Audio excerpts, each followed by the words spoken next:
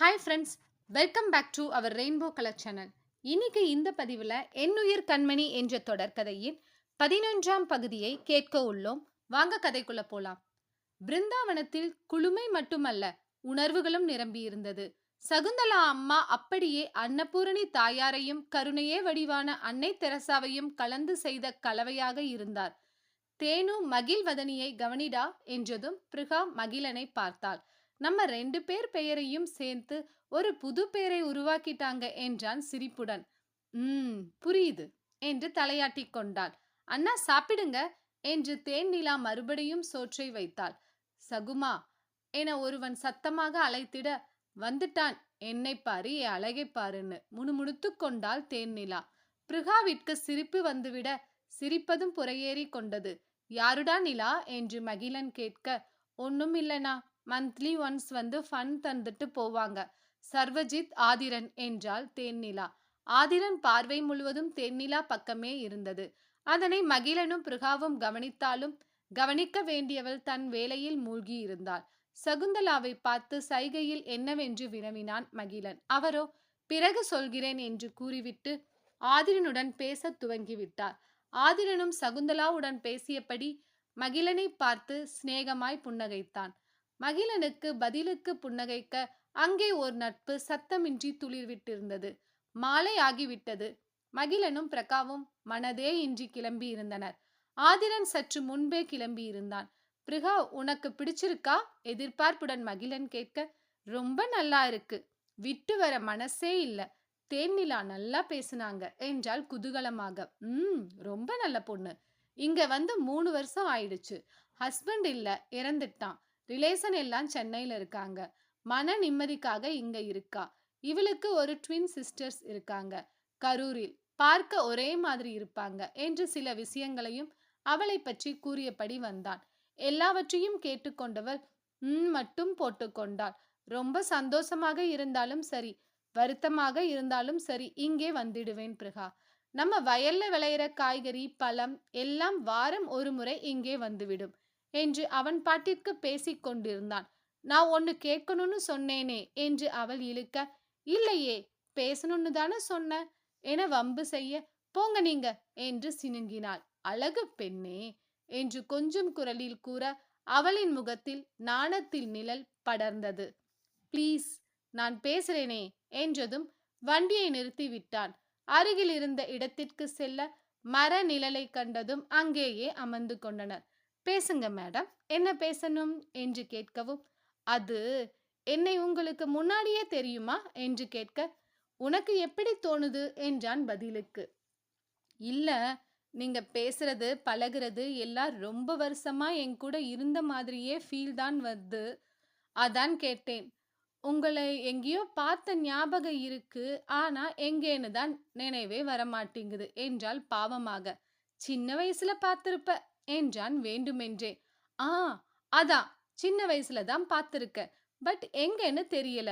எங்க தாத்தா வீட்ல இருக்கும்போது பார்த்திருப்பேனோ? அவனிடமே கேட்க சுற்றுமுற்றும் பார்த்தவன் அவள் கன்னங்களை தாக்கி பிடித்தான். ப்ரூஸ்லி, நீ ஸ்கிப்பிங் விளையாடி இருக்கிறாயா என்று கேட்க யோசித்தாள். விளையாடி இருக்க, 100 தடவை விடாம ஸ்கிப் பண்ணுவேன் தெரியுமா என்று பெருமிதத்துடன் சொல்ல அவள் விழிகளையே பார்த்தான் மகிழன். அவள் குழந்தை பருவம் சிந்தனைக்கு வரவும் உற்சாகத்துடன் பேச ஆரம்பித்து விட்டாள் பிரகா. தருணிக்கா, என் ஃப்ரெண்டு புவனா, கல்பனா யாருக்குமே விடாம விளையாட வராது. ஆனா நான் வேகமா ஸ்கிப்பிங் ஆடுவேன். ஒரு தடவை என்னாச்சுன்னா, விடாம 100 விளையாடும் போது சந்தோஷத்துல ஒருத்தர் மேல கைத்துலயே அடிச்சு என சொல்லும் போதே மகிழனின் விழிகளை பார்த்தவள் ஏதோ தோன்ற, அது அது நீங்க நீங்களா நீங்க தான், எனக்கு நினைவு வந்துருச்சு, சின்னையா தானே என்று வியப்புடன் கேட்க, ஒரு வழியா என் ப்ரூஸ்லிக்கு இந்த மகிழனை ஞாபகத்துக்கு வந்துடுச்சா என்று கேட்டதும் மகிழ்ச்சியுடன் அவனை கழுத்தோடு கட்டி கொண்டால் இடம் மறந்து. ஆனா அப்ப குட்டி மீச வச்சு ஒல்லியா இருந்தீங்க, முகம் இப்படி இல்லையே என்று சந்தேகத்துடன் கேட்க, ஏய், அப்ப எனக்கு 20 வயசுடி. ஹாஸ்டல் சாப்பாடு, டிராவல், அது இதுன்னு ஒல்லியா இருப்பேன். இங்க வந்து நாகலட்சுமி சமைச்சு போட்டு முகத்துல எல்லாம் சதை வந்துடுச்சு. உடம்பு மட்டும் வயல் வேலை பார்க்கறதால 8 பேக்கா மாறிடுச்சு என்றான். ஆனா அப்போ என இழுத்தவளை, நீயும் கூடதா ப்ரூஸ்லி, ஒல்லி பிச்சான்னு வாண்டு மாதிரி இருந்த, இப்ப அப்படியா இருக்க என்று கிண்டலடித்தான். இல்ல, ஆனா உங்களுக்கு அடையாளம் தெரிஞ்சது, எனக்கு ஏன் நினைவில்ல? அதான் இந்த ப்ரூஸ்லி எங்கேயோ கேட்ட மாதிரி இருக்கேன்னு நினைச்சேன் என்றவள், பேனா சமாச்சாரத்திலிருந்து முதல் மதிப்பெண் பெற்றது, சென்னையில் படித்தது என சலசலக்க ஆரம்பித்து விட்டாள். என்னை ஏன் கல்யாணம் பண்ணிட்டீங்கன்னு நீங்க சொல்லவே இல்லை என்று வந்து நின்றாள். அதான் பொண்ணு காணாமல் போயிடுச்சு, அவசரமா கல்யாணம் நடந்துருச்சு என்றான் வேண்டுமென்றே. ஆனா என்றவள், ஓ என முடித்து கொண்டாள்.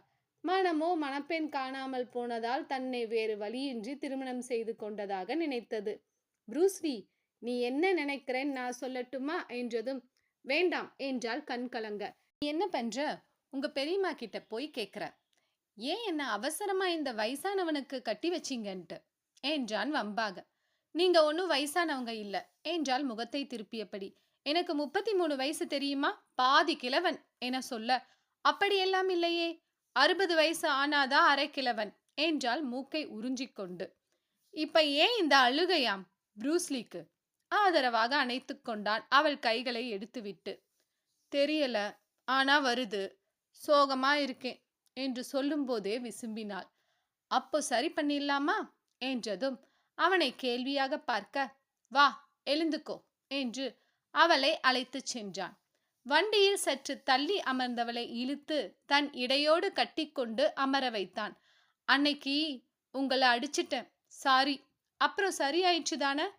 அப்போ என்ன நினைச்சு திட்டினீங்களா என்று கேட்க, வாண்டு மாதிரி இருந்துக்கிட்டு சுள்ளனை அடிச்சிட்டாளேன்னு நினைச்சேன். திட்டவெல்லாம் இல்லை.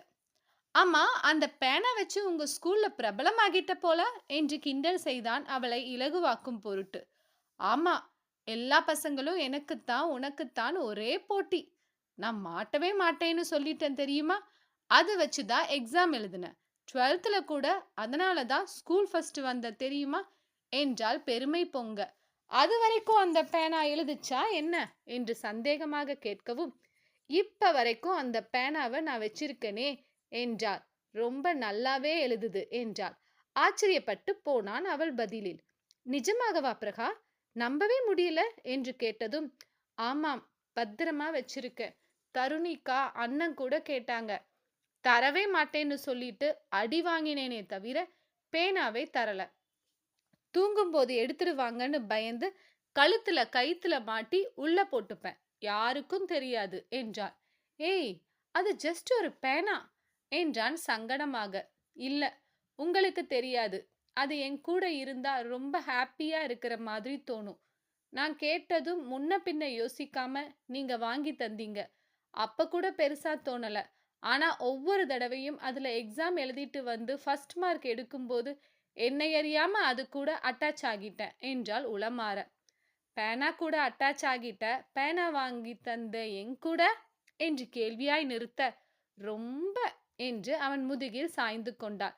வீடு எப்படி வந்து சேர்ந்தனர் என்றே தெரியவில்லை. ஒருவித மயக்கம் இருவரிடத்திலும். வீட்டிற்கு வந்ததும் முதல் வேளையாக பேனாவை காட்டச் சொல்லி கேட்டான். அவள் பொக்கிசமாக பாதுகாக்கும் சில விஷயங்களும் அதில் இருந்தது. அவள் வைத்திருந்த அத்தனை பொருட்களையும் காட்டினாள்.